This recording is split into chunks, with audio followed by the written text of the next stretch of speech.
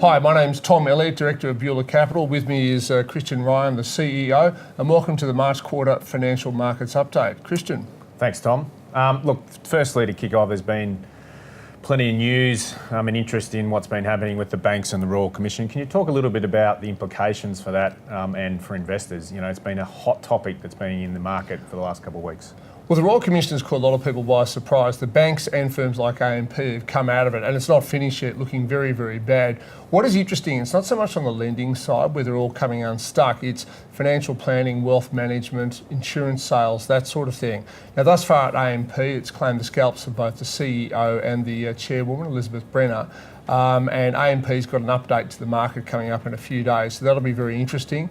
National Australia Bank has announced it's going to sell its MLC arm. So I think the most likely outcome of all this is that the banks will gradually divest themselves of their financial planning, wealth management arms, because it's just a business they have managed terribly. And frankly, that's good for independent advice firms. Do you think the politicians have got it right in this commission?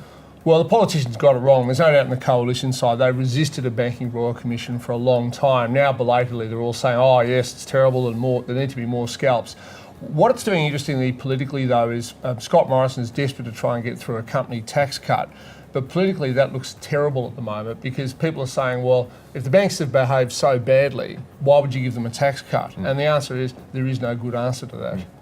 Probably on the positive side, though, Tom, there seems to be plenty of announcements at the moment on infrastructure spending, and finally the Australian dollar is retreating to a bit more of a lower level for Australian investors. Yeah, no doubt. We've had in Victoria the state budget a week ago. We've got the federal budget coming up shortly, but it's been well flagged in advance that both state and federal governments around Australia want to spend a lot of money on infrastructure, and why not? I mean, infrastructure in this country has lagged well behind population growth for quite some time, and it's very good for infrastructure-related stocks. So building stocks, for example, also companies like Transurban, which manage toll roads, are going to do very, very well out of this. As to the dollar, of course, falling, I mean, that's actually fantastic for Australia. It's always terrible if you're planning a trip overseas, but it's been one of the reasons that the mining sector has been doing so well lately because, lower A dollar means higher revenue for them, so it's good news. Now, what about the risks and opportunities, Christian? What are you seeing? Oh, look, we've recently conducted our formal quarterly review with the team, and look, the biggest risk we're seeing from a global perspective is around rising interest rates and the trade wars that are going on around the world. And I think interest rates is probably the biggest one. Countries and economies are growing, reasonably well. So the biggest risk we find is whether the cost of capital or rising interest rates happen too quickly. If they get out of control, then that puts extreme pressure on equity markets in particular, valuations and share prices. Yeah. It's interesting, Philip Lowe, the Governor of the Reserve Bank, said a few weeks ago that the next move in Australian official rates will definitely be up. And he said when it happens, it will probably come as a shock. That means it will come out of the blue. Now, he's the bloke who, along with the rest of the board, does set the official rate of interest.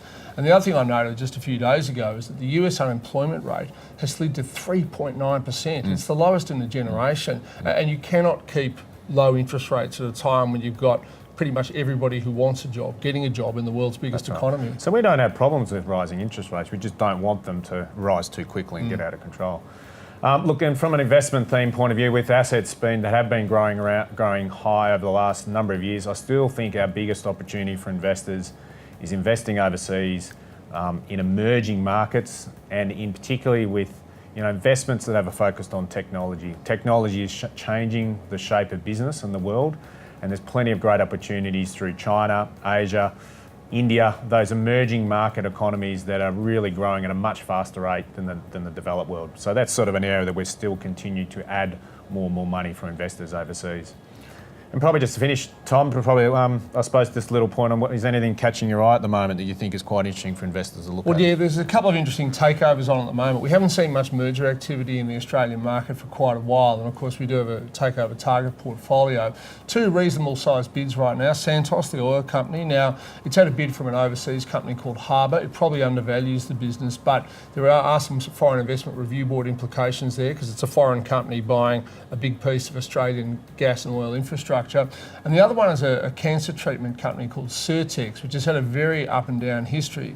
But Certex had one bid on the table, and now a mystery Chinese bidder has emerged. So this is always a good sign for the health of the share market. Probably for me, Tom, I think for the first time we're starting to see, which has been happening in America a lot, is activist type of investing or companies and positions people that are starting to try and change and influence boards. So two things that caught my eye, like extreme number of obviously class actions that are coming out now against the banks and various companies, and boards have to respond to that. And secondly, which has been a hot topic of the last sort of month or so, is blue sky alternative investments with the US short seller Glaucus certainly producing extensive research paper about whether that particular business is doing what they say they were doing. But anyway, we'll see in the long term what happens with all of them. We will. All right, that's wrapped it up for this quarter. Thanks very much for your company, and we'll talk to you again very soon.